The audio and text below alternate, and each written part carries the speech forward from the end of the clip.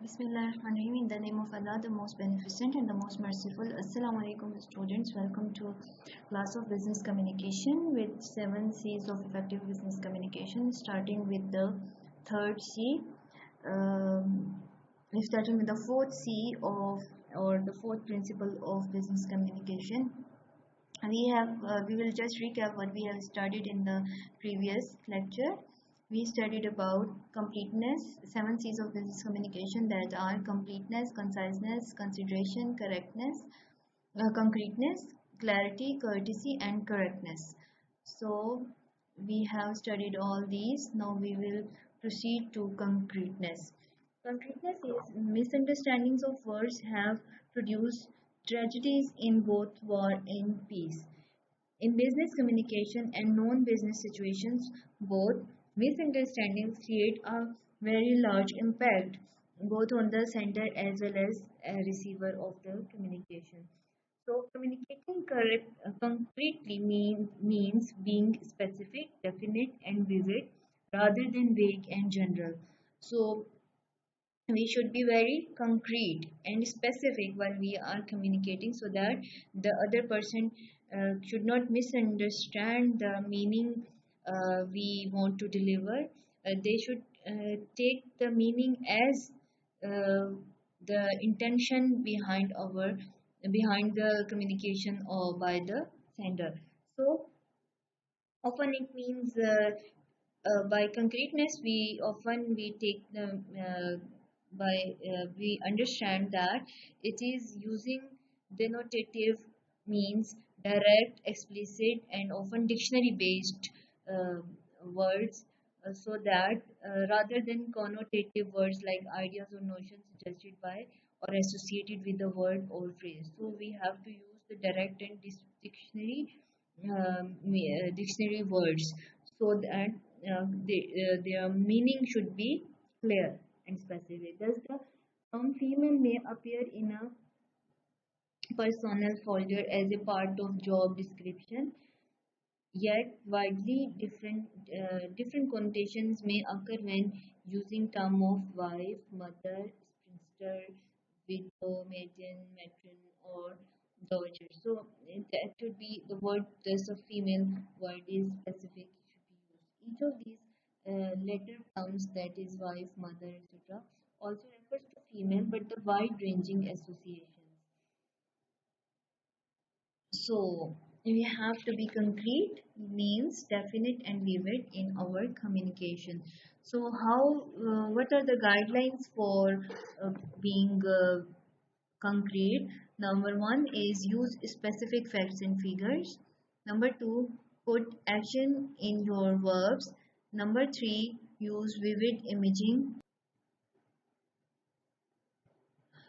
Number two is put action in your verbs, and number three guideline for being correct concrete in your communication is choose vivid image building words. So what do we mean by use specific facts and figures? It means that whenever possible, use an exact, precise statement or a figure in place of a general word to make your message more concrete. Like, it is desirable to be precise and concrete in both written and oral business communication. For example, what is vague and general or indefinite versus what is precise and concrete. Here we have an example. That is, for example, we say student GMAT scores are higher, and this is very general. So precise is 1990 in 1996 the GMAT scores averaged 600. By 1997 they had risen by 610. Means now the student scores, average scores, are higher than what. So here it is very indefinite. Students GMAT scores are higher than what. We are comparing to what and how much they are higher. So in this way we are definite here and we are indefinite here. Then put action in your verbs is verbs can communicate, activate, other words and help make your sentences alive, more vigorous. That is, to have dynamic sentences, number one, we have to use active rather than passive verbs. Number two, we have to put action in your verbs rather than in nouns and infinitives. So here you should use active voice for example here we don't have example written. I didn't write example here. I will tell you about how we can use passive active voice. For example, passive is the tests were administered by the professors. This is passive, but we should use active like professors administered the test. So it is more concrete. When the subject acts, there is more life and vividness in when the subject acts. Not the subject is passive. So subject should not passive. That subject should work. It gives you more vivid or image building or active action in your communication. So business writing uses less figurative language than the world of fiction. Like blind image is a long letter. More vivid images, this letter is 3 times as long as you said it would. Okay. So, specific action verbs help make your sentences more. Here you should note it down that what action verbs do. Action verbs help make your sentence more, number one, is specific, helps your sentence make more personal, concise, and empathic. Empathic. Okay, so we should use put the action into our verbs. Then is clarity. Clarity is getting the meaning from your head into head of your reader. It means that your message should be very clear. The meaning, whatever you are thinking in your head, that should be translated. That should be coded into words, and it should be coded as as getting the meaning from your head should be transferred to the meaning of the to the head of the reader through ears. So accurately is the accurately delivery of meaning is the purpose of clarity. Of course, you know this is not simple. We all carry around our own unique interpretations, ideas, experiences associated with words. It is not simple that whatever we are thinking in our hand should be as it is taken by the head of the receiver because of the differences in perceptions, interpretations, ideas, etc. etc. But still, we should choose precise, concrete, and familiar words, not ambiguous words, so, or dual meaning words. Or number two, we should construct effective sentences and paragraphs. In this way, we can be clear in our communication, or we can we can achieve the clarity in our communication. Clarity is achieved in part through a balance between precise language and familiar language. So when you use precise or concrete language, you select exactly the right word to convey your meaning. Precise words need not to be pretentious. When you use familiar language, you select a word that is part of your personal rapport and familiar to the audience and appropriate to the situation. So familiar words as between two good friends, for example, are often controversial, often conversational, and occasionally may be part of a speech or written communication. Familiar is like familiar, words are these are familiar and these are pretentious words. About, circa, after, subsequent, home, domicile, for example, e.g. So we should use familiar words. Or if unfamiliar sentences can be after our perusal of the pertinent data. The conclusion is that a lucrative market exists for the subject property. This is unfamiliar.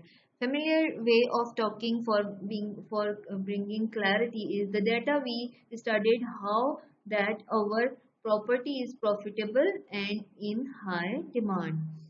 Okay, so in order to bring clarity, we should use concrete, precise, and familiar words. Then we should construct effective sentences and paragraphs. At the core of clarity is the sentences. So this grammatical statement, when clearly expressed, moves thought in a paragraph. Important characteristics to consider are length, unity, coherence, and emphasis. This should be considered very carefully while constructing our paragraphs. Then unclear is being an excellent lawyer. I'm sure you can help us. But clear is being an excellent lawyer. You can surely help us. Okay. Then another C, which is I guess sixth C of among the principles of effective business communication, that is courtesy. Courtesy is what? Courtesy is being courteous while communication.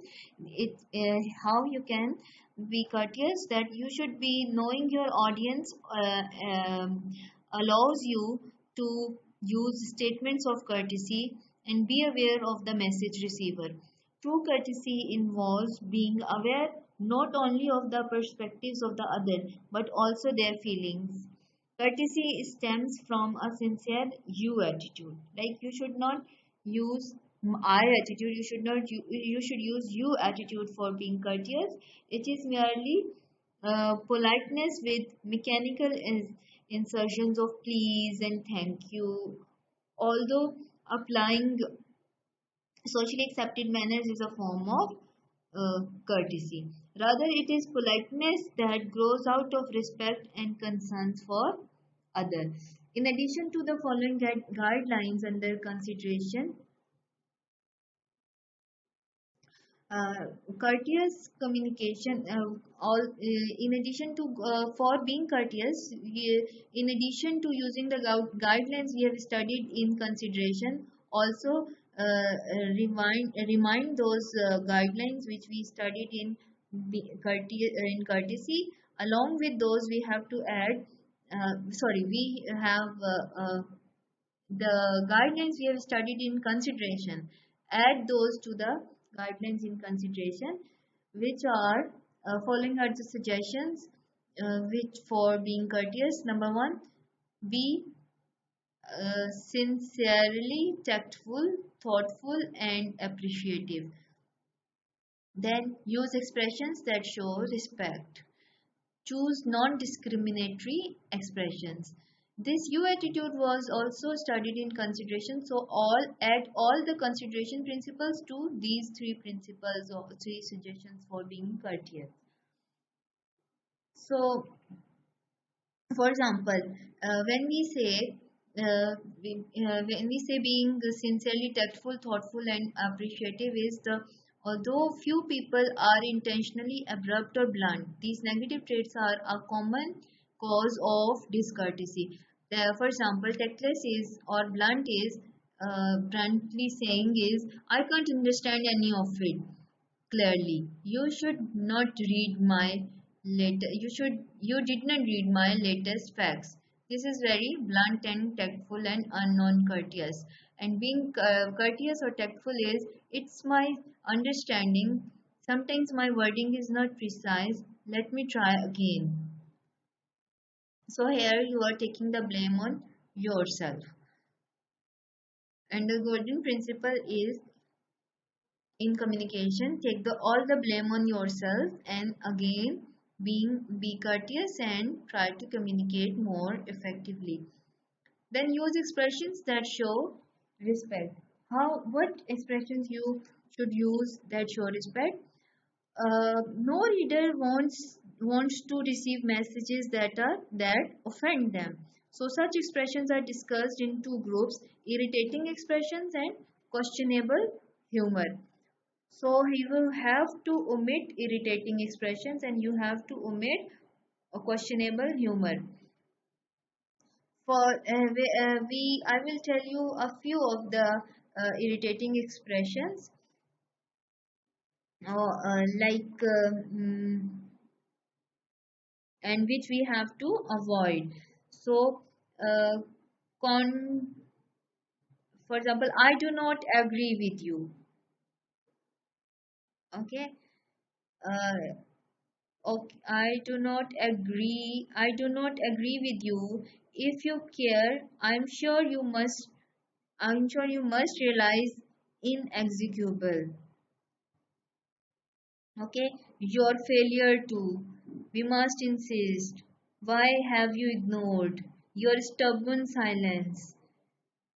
We don't believe.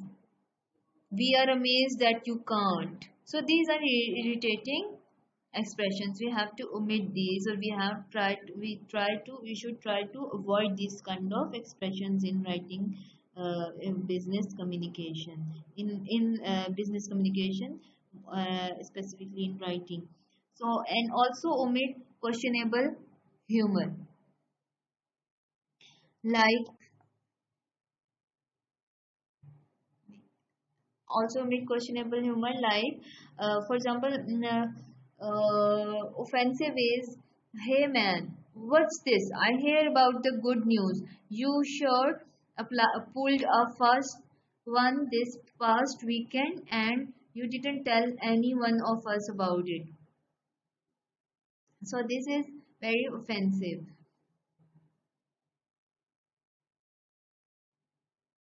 And courteous says, well, you certainly took us by surprise. In fact, just a few of us even suspected that you were taking off to get married. But even though we didn't hear about it until later. So I wish you the best.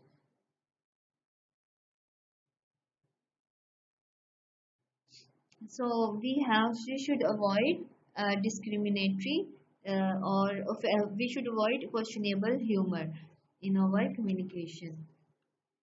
Then you should use the non-discriminatory expressions.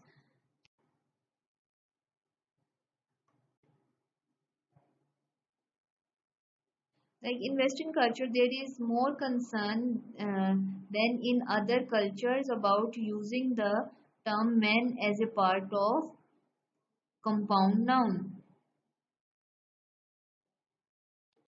So questionable is more desire is freshman, chairman, manpower. So entering students first year students, like we should not use the questionable terms. We should use a desirable term, manpower. So you should use personal. Okay. Then is correctness. The last C of communication is correctness. At the core of correctness is a proper grammar, punctuation, and spelling. Major principles relating to each of these qualities um, are: use the right level of language, check accuracy of figures and words, and maintain acceptable writing mechanics. So you should, if your communication should be correct from every perspective. So number one, use the right level of language. We suggest that there are three levels of language, which are formal, informal, and substandard.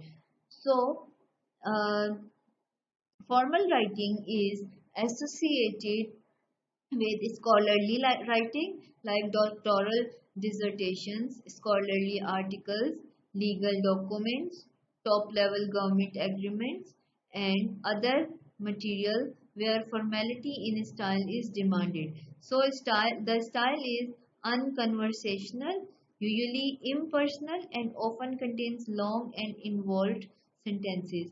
So these are formal writings. So informal writing is more characteristic of business writing. Here you use the words that are short, well known, and conversational.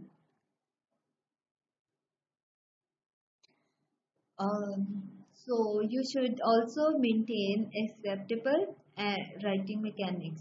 So in I was talking about informal writing.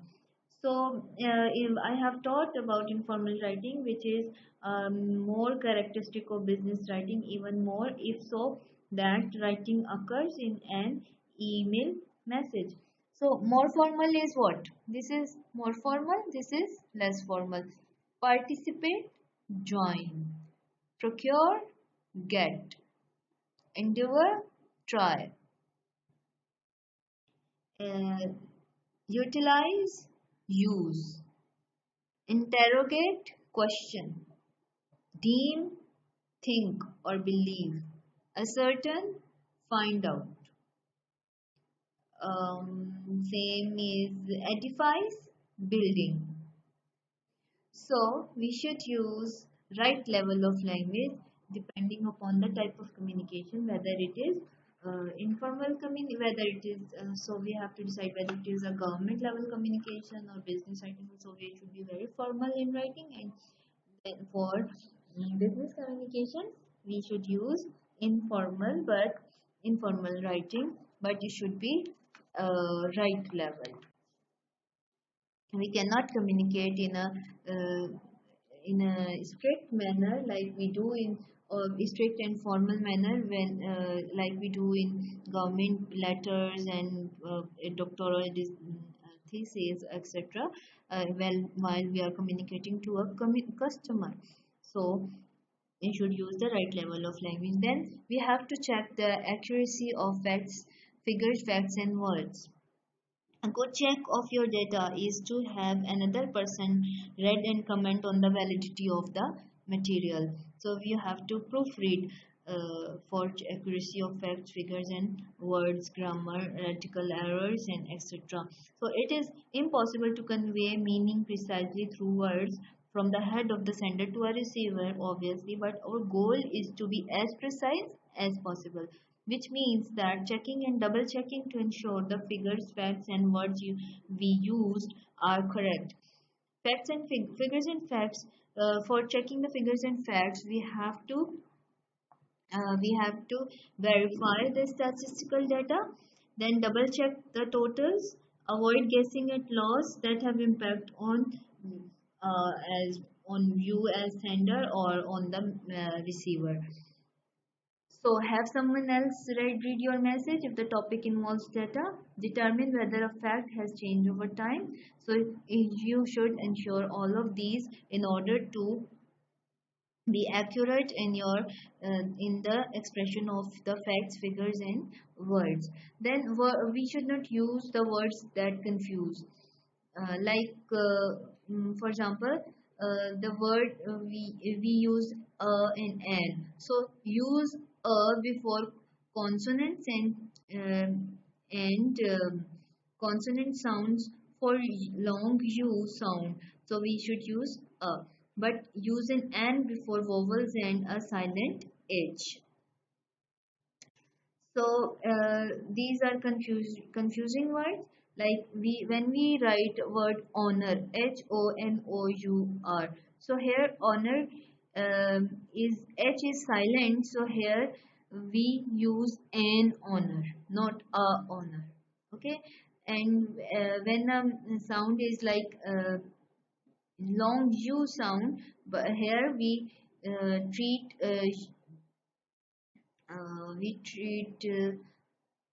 the vowel U as consonant. I don't remember any. example for that. For example, so now I will share it later. Then for example, effect and effect, EFFECT, effect is noun and AFFECT is verb. In a business usage only, effect is a noun and it means result, condition or influence. Both words are verbs. To effect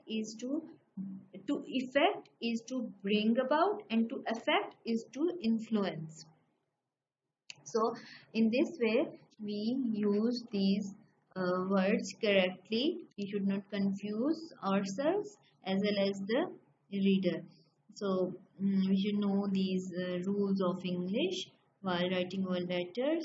So these were all about the 7 C's of effective business communication. I hope you understood all, and I will in class will discuss about the further characteristics and application of these 7 C's, and I have given you assignment which we will be discussing in the class after the end of this lecture. Okay, thank you so much.